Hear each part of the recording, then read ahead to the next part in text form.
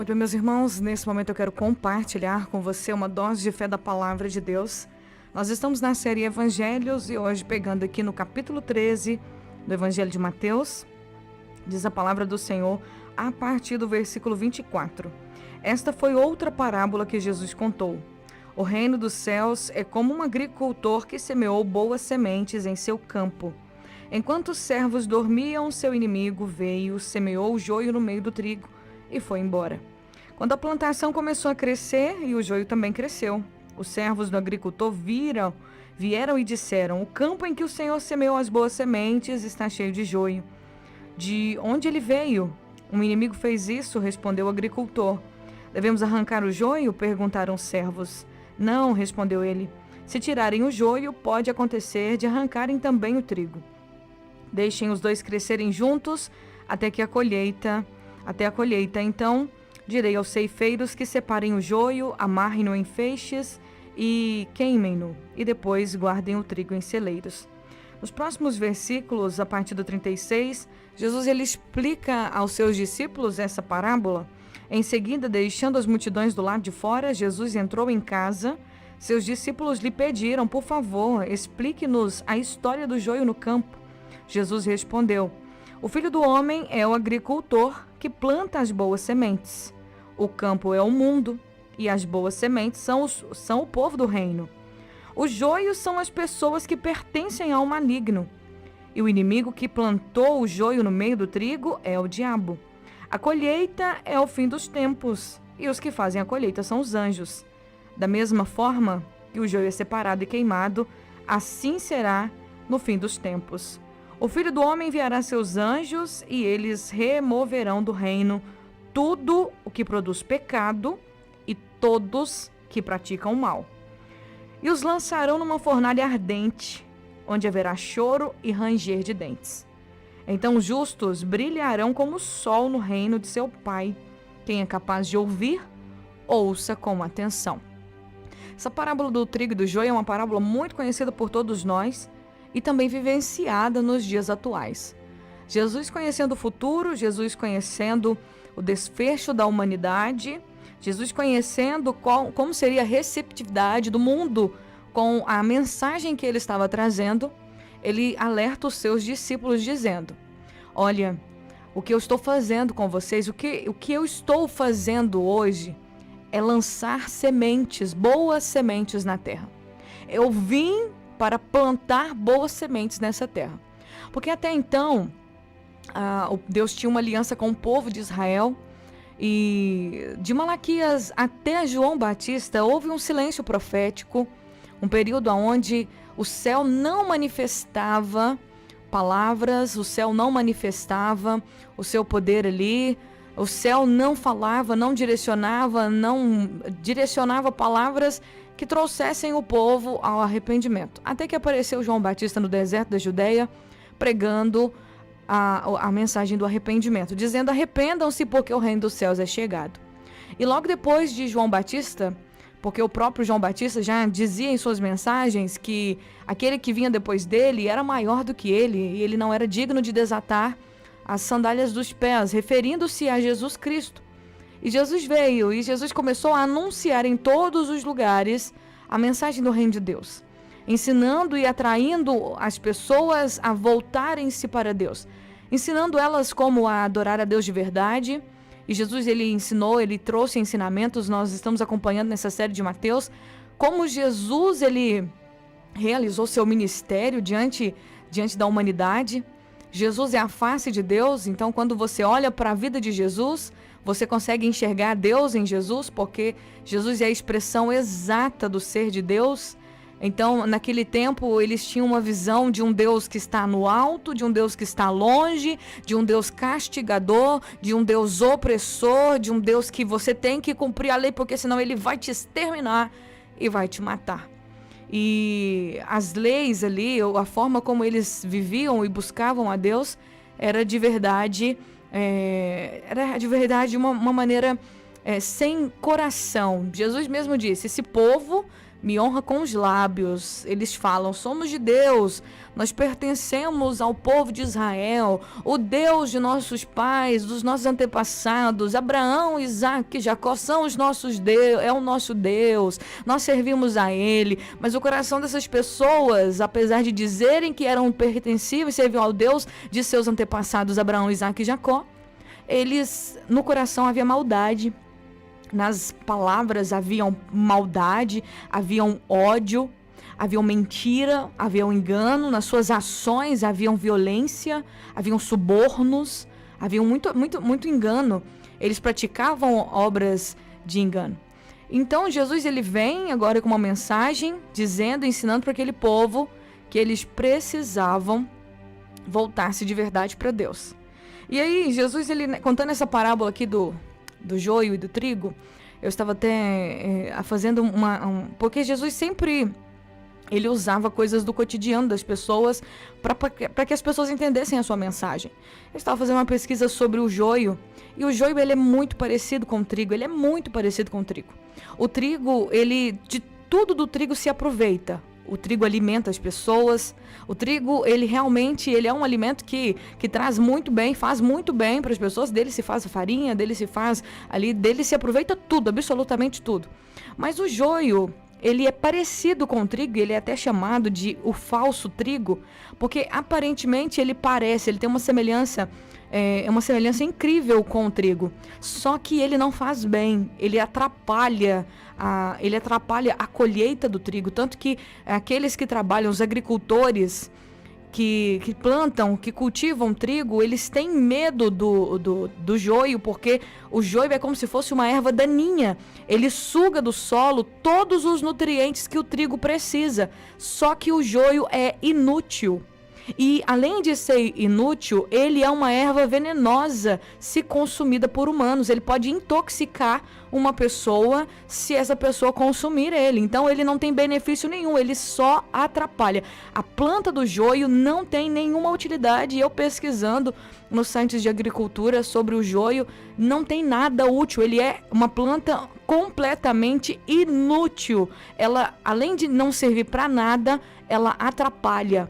Ela tira aquilo que o trigo precisa do solo, e ela ainda pode intoxicar uma pessoa.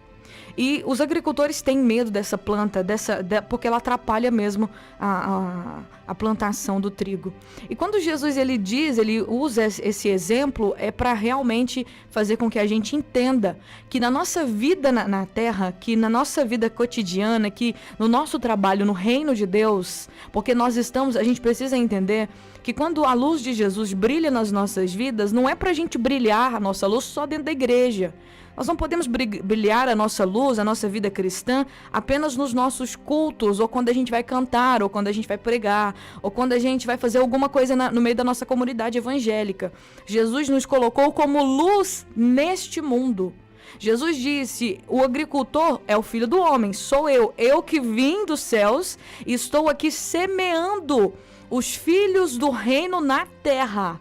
Porque até então, como eu disse para vocês, as pessoas serviam a Deus de maneira errada. Elas não brilhavam, elas não faziam a diferença no reino. Mas Jesus vem agora e começa através da mensagem do reino de Deus, convidando as pessoas ao arrependimento, ministrando a palavra do Senhor, iluminando os corações, lavando as pessoas pelo ensinamento, porque a gente é o resultado dos nossos pensamentos. Uma pessoa ela é transformada pelos seus pensamentos. À medida que os seus pensamentos são transformados, você também é transformado. Por isso que a palavra fala que a gente não pode se conformar com este mundo, mas nós devemos ser transformados pela renovação da nossa mente.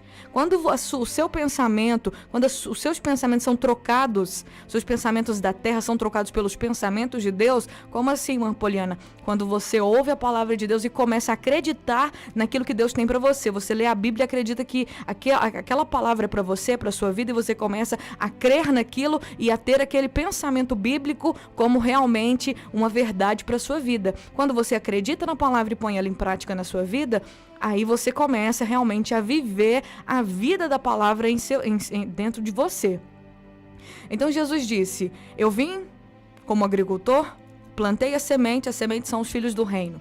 O campo é o mundo, então Jesus nos plantou nesse mundo. Então nós podemos e devemos fazer a diferença não só nas nossas reuniões, não só na nossa comunidade, mas nós precisamos entender que nós somos os filhos do reino plantados em todo este mundo, aonde a gente for.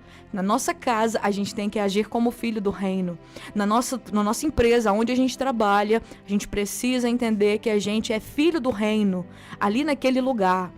Essas são as boas sementes. E também, em qualquer lugar que a gente for, em qualquer lugar, você precisa entender. Você não pode deixar, tem gente que fala assim, na igreja eu sou fulano, mas lá no futebol eu sou outro. No futebol não tem como a gente ser certinho, não. No futebol, às vezes, tem muito crente que no futebol xinga palavrão.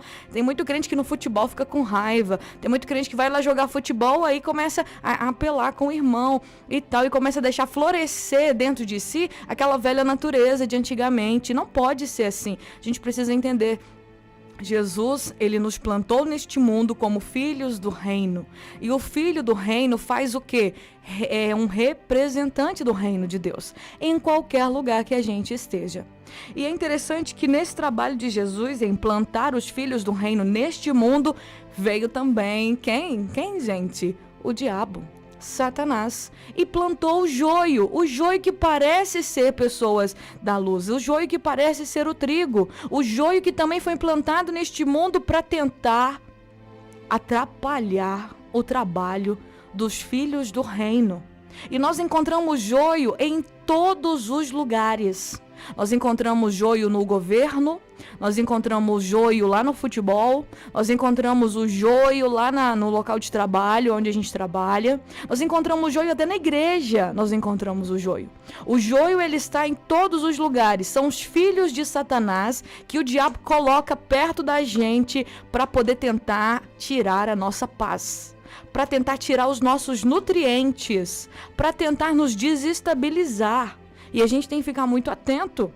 Diz a palavra que quando os servos, eles perceberam que o joio estava junto do trigo, eles falaram, e agora, meu senhor, o que a gente faz? A gente tira o joio? A gente elimina o joio? Não, o agricultor disse, não tire o joio, porque se tirar o joio, é perigoso a gente arrancar o trigo junto.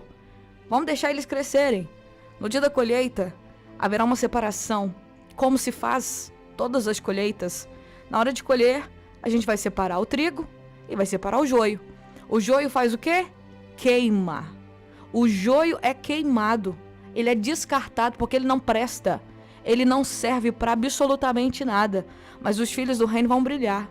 Os filhos do reino vão brilhar. Porque foi para isso que eu plantei eles. Então a gente precisa entender, meus irmãos, que nessa vida que vivemos, nós vamos topar em diversos momentos da nossa trajetória com o joio, com pessoas enviadas, servas de Satanás, que vão ser ali os instrumentos de perturbação da nossa vida. Nós precisamos ficar atentos a essas circunstâncias.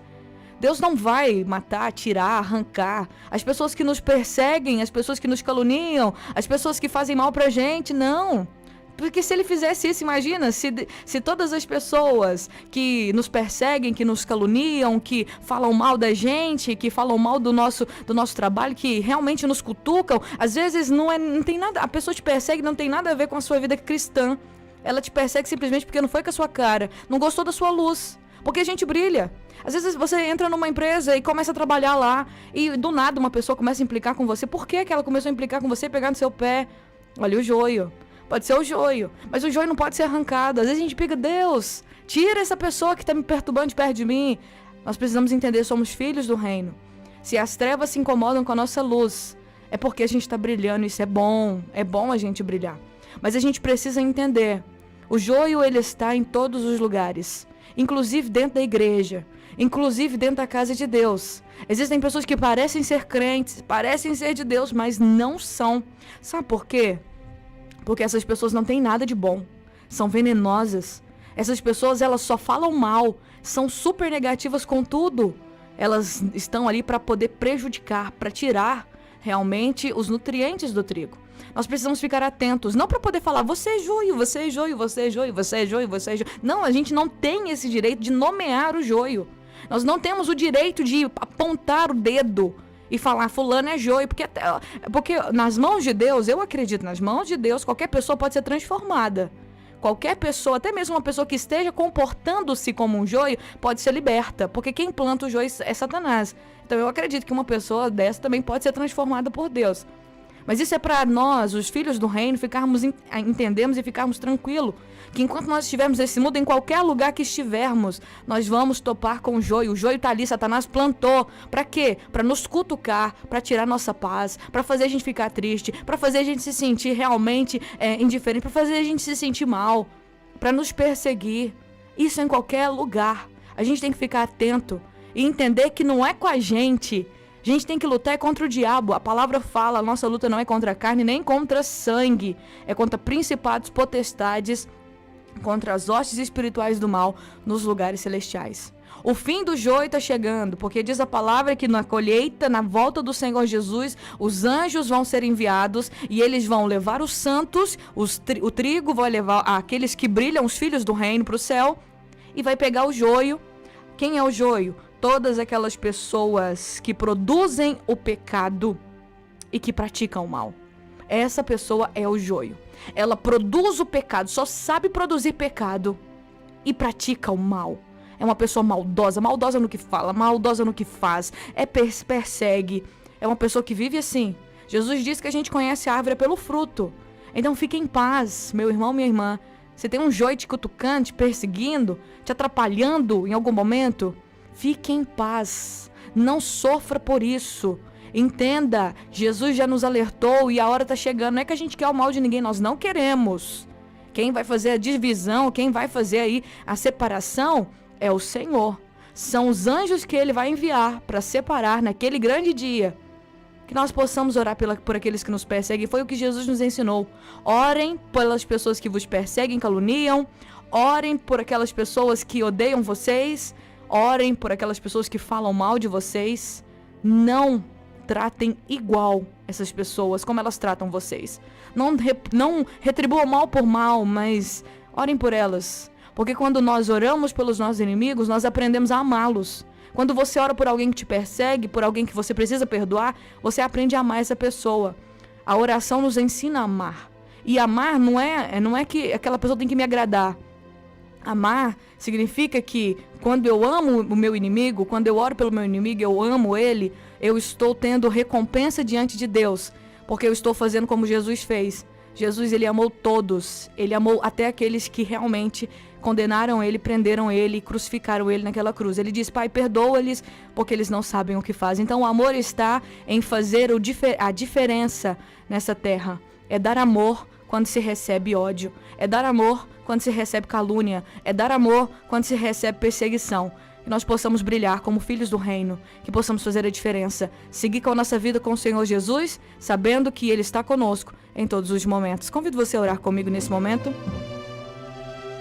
Senhor, obrigado pela Tua palavra. Jesus, Tu és bom. Que nós possamos entender. Nós não podemos, Senhor, arrancar, excluir, deletar da nossa vida, da nossa jornada, do nosso dia a dia, aquelas pessoas que nos cutucam, aquelas pessoas que nos implicam, aquelas pessoas que nos perseguem, aquelas pessoas que falam mal da gente. É claro que a gente fica super triste, muitas vezes a gente fica angustiado por ouvir que as pessoas estão aqui, tem gente fazendo isso, falando mal da gente, Senhor, perseguindo a gente. Oh Deus, tenha misericórdia, oramos por essas pessoas, abençoamos ela, que possamos ser como o Senhor Jesus, que possamos abençoar ao invés de amaldiçoar, que não venhamos retribuí-las com ódio, com amargura, que não venhamos retribuir, Senhor, o mal que temos recebido desse mundo, Senhor, do mesmo nível, que possamos ser como o Senhor, que possamos orar, que possamos abençoar, que possamos liberar essas pessoas e profetizar salvação na vida delas. Senhor, que possamos brilhar como luzes nesse mundo. O Senhor nos plantou aqui, que possamos ser dignos do título de filhos do reino. É o que eu te peço. Em nome de Jesus e te agradeço. Amém e amém.